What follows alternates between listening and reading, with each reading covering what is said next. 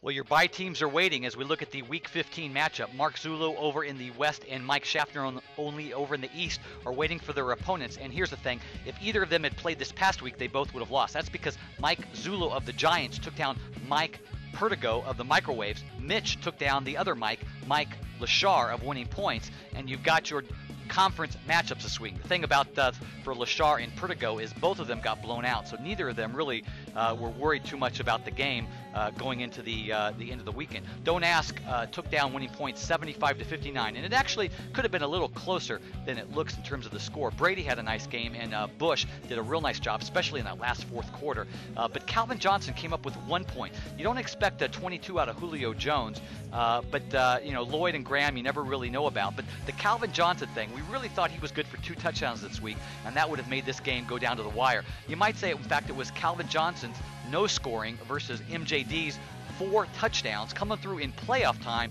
crunch time for Don't Ask, that made the difference in this game. Rivers had a solid game getting 9, although he missed the bonus, and Gore had a touchdown in a nice game. Welker and White did their usual stuff. But Bradshaw was a no-show for warm-ups and got benched, and Finley got no catches in that game. Now, you don't expect either of those guys to come up with zeros, so you might say that Don't Ask kind of got a break there with that MJD huge game to go on. Now, let's look over at the wrap-up from the other side. Vic did really nothing in this game. Chris Johnson only 1, McGahee only 1. Both of those guys should have done a little better. A.J. Green only with 2. Marshall and Jordy Nelson got in the end zone. We did expect Gonzalez to score this week. And you look at D'Angelo, 15 on the bench, but it wouldn't have mattered. Pertigo's season really came down to the fact that his big guy didn't come through for him this year.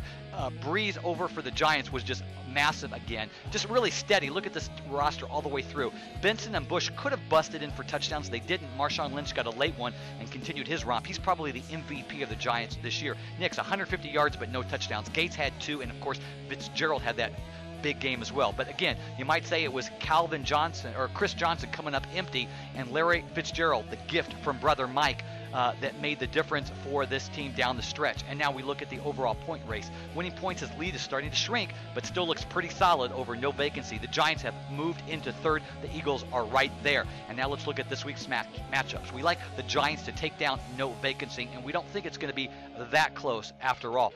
Drew Brees should have a nice game against Minnesota. I would say at least 3 touchdowns.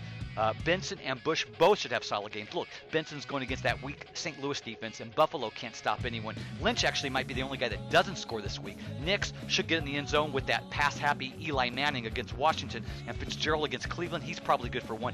Gates, who scored 2 last week, may not score against Baltimore, but we think Casey against Manning also is in double figures, and the Giants are going to have a massive score this week. For No Vacancy, they'll get a big game out of Rodgers if they let Rodgers play the whole game. Against Kansas City, he should destroy them, maybe 4 touchdowns. Sean Green should probably get in the end zone again with the Jets. But Tolbert, Thomas, both of those guys are poor options. Steve Smith hasn't scored in weeks. Miles Austin might get in, but, Bo, that's just a crapshoot of whether he can score against Green Bay. Gronkowski, you got to give him credit for 2 more touchdowns again.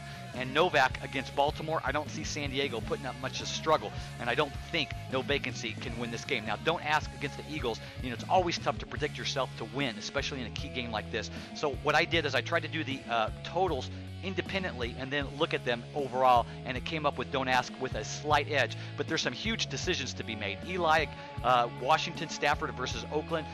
Both should probably be good for 12. McCoy is good for 10 with a touchdown. Wallace is probably good for a touchdown. But who do you go with, Spiller against Miami or Mendenhall against that tough 49ers D? Do you go with Thomas or Decker for the Broncos? Do you go with Pettigrew or Aaron Hernandez? It's a tough game, tough choices for Mark Zullo, and his choices may make the decision here of whether he wins or loses. Of course, the Don't Ask team has the same issues. Do you go with Rivers against a Baltimore D or Carson Palmer against Detroit? MJD is solid, and so is Gore, but Welker and White are probably good. But Finley has been out of the Green Bay plans so much. Do you expect him to score against Kansas City? Is he the go-to guy now that Jennings is out? Do you expect Hillis to score against the Arizona team, or do you go with Mike Williams playing against Dallas? These are tough decisions, and which way you go will come down. Now, you make the wrong move and you're going to feel like this on Sunday or Monday. Now, here's a little bit of advice for Marion Barber. If you need to run out the clock and you're trying to end the game and not give Tim Tebow another chance on the field, maybe instead of running out of bounds, what you want to do is you want to assume the Tebow pose. That's what the Detroit linebacker did when he sacked Tebow just a few weeks ago. Good luck to everybody, and we'll see you next week.